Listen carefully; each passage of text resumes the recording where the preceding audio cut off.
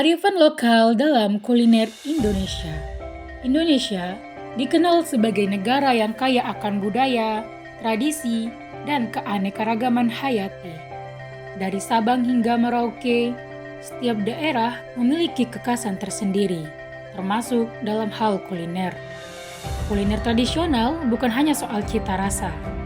Di dalamnya tersimpan nilai-nilai kehidupan, filosofi, serta pengetahuan lokal yang mencerminkan hubungan manusia dengan alam dan masyarakatnya.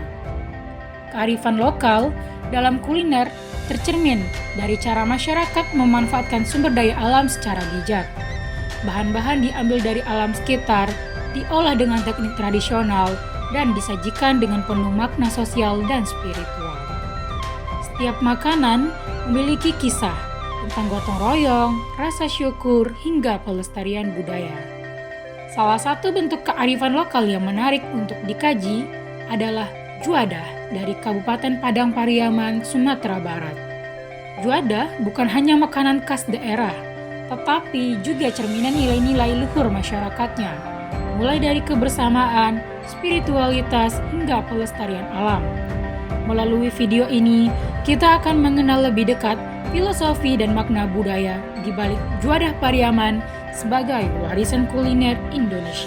Juadah adalah hantaran khas masyarakat Pariaman yang terdiri dari 6 jenis makanan berbahan dasar beras, ketan, santan, dan gula merah atau saka yang disusun secara unik dengan bentuk semakin melebar ke atas hingga menyerupai segitiga terbalik.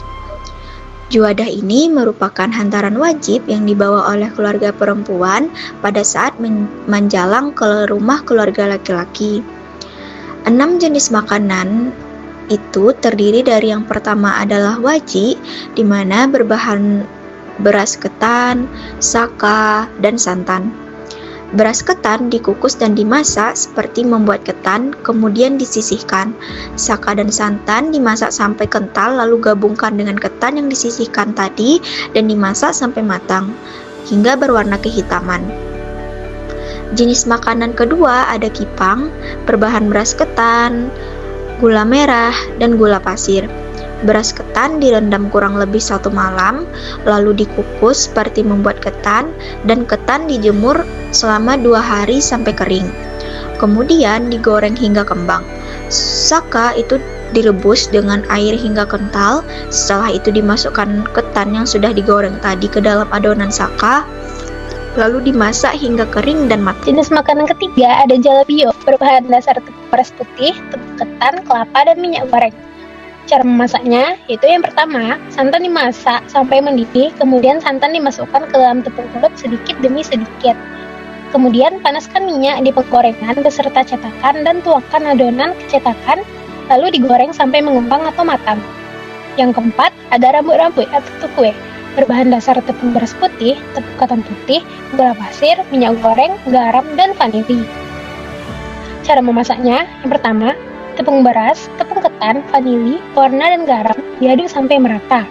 Lalu minyak dipanaskan. Kemudian dimasukkan adonan ke dalam cetakan sanduk yang digantung di atas kuali besar berisi minyak panas.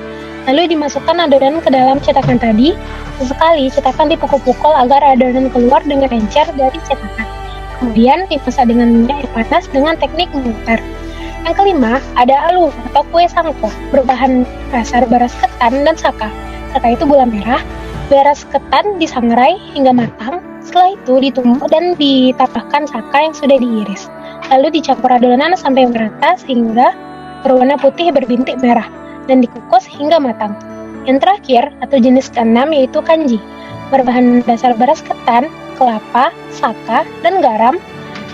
Cara memasaknya yang pertama, beras ketan dihaluskan lalu dicampurkan dengan saka dan santan sampai merata. Masak sampai kental dan diaduk-aduk supaya tidak melekat di kuali dan supaya merata masaknya sampai mengkilat dan berwarna kehitaman. Kearifan lokal dan nilai budaya juadah adalah yang pertama, dari segi jumlah. Juadah terdiri dari 6 jenis makanan yang melambangkan 6 tokoh yang berperan penting dalam proses perkawinan di Padang Pariaman, yaitu Niniak Mama, Cedek Pandai, Alim Ulama, Bundo Kanduang, Urang dan Salapan, dan masyarakat setempat. Dari segi bentuk, juada berbentuk segitiga yang melambangkan 3 pihak yang berperan dalam proses pembuatan juada, yaitu bundo kanduang, urang dan salapan, dan tetangga. Yang ketiga adalah bahan. Bahan pembuatan juada adalah ketan, beras, hitam dan putih, kelapa, dan santan, yang melambangkan wilayah Padang Pariaman yang subur dan terkenal sebagai penghasil kelapa dengan kualitas terbaik di Sumatera Barat. Dari segi susunan, berbentuk segitiga terbalik, semakin ke atas semakin lebar, yang melambangkan tujuan dari juada, yaitu untuk memperluas persaudaraan antara keluarga pengantin dan seluruh masyarakat sekitar, karena nantinya juada ini akan dibagikan kepada seluruh masyarakat sekitar. Yang pertama, wajik. Wajik melambangkan kuatnya ikatan dan kesetiaan antara suami dan istri. Ketan yang lengket dengan saka menggambarkan hubungan yang menyatu erat, sulit dipisahkan meski diuji waktu.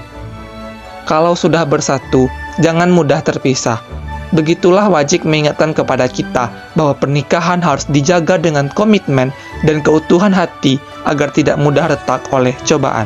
Kedua, kipang. Kipang mencerminkan pentingnya kerjasama dan saling melekat dalam suka maupun duka. Keseimbangan antara gula dan berasnya melambangkan keseimbangan peran antara suami dan istri. Filosofinya, rumah tangga akan kokoh bila ada saling memahami dan menguatkan satu sama lain. Jalabio. Warna-warni jalabio melambangkan keberagaman suasana dan karakter dalam kehidupan berumah tangga. Teksturnya yang keras menyimbolkan keteguhan hati dan kekuatan menjaga komitmen pernikahan. Bentuknya yang kering dan tahan lama melambangkan keabadian cinta. Jalabio mengajarkan bahwa rumah tangga yang bahagia adalah perpaduan antara keteguhan, kesetiaan, dan warna-warni kebahagiaan. Yang keempat, rambut-rambut. Serat halus pada rambut-rambut menyimbolkan kelembutan dan kasih sayang yang menyelimuti hubungan suami istri. Maknanya adalah bahwa cinta sejati tidak harus keras atau mencolok, melainkan hadir dalam kelembutan dan kesetiaan. Rambut-rambut mengajarkan bahwa rumah tangga yang baik dibangun dari perhatian kecil yang lembut, bukan dari kata-kata yang besar. Kelima, aluo atau kue sangko. Manisnya kue sangko melambangkan doa agar kehidupan rumah tangga selalu harmonis dan penuh kasih sayang. Teksturnya yang lembut tapi padat menjadi simbol cinta yang lembut namun kuat. Manisnya sangko adalah manisnya hidup yang dijaga dengan keikhlasan dan kesetiaan. Sangko menjadi lambang kebahagiaan yang lahir dari hati yang tulus dan saling menerima. Yang keenam, kanji. Teksturnya yang lembut melambangkan kelembutan hati dan kasih sayang dalam rumah tangga. Proses pembuatannya yang lama menggambarkan kesabaran dan ketekunan dalam membina hubungan. Seperti kanji yang mudah gosong, jika tidak sabar mengaduknya, cinta pun perlu dijaga agar tidak hangus oleh masalah kecil. Kanji mengajarkan bahwa rumah tangga yang indah lahir dari kesabaran, ketulusan, dan pengertian satu sama lain.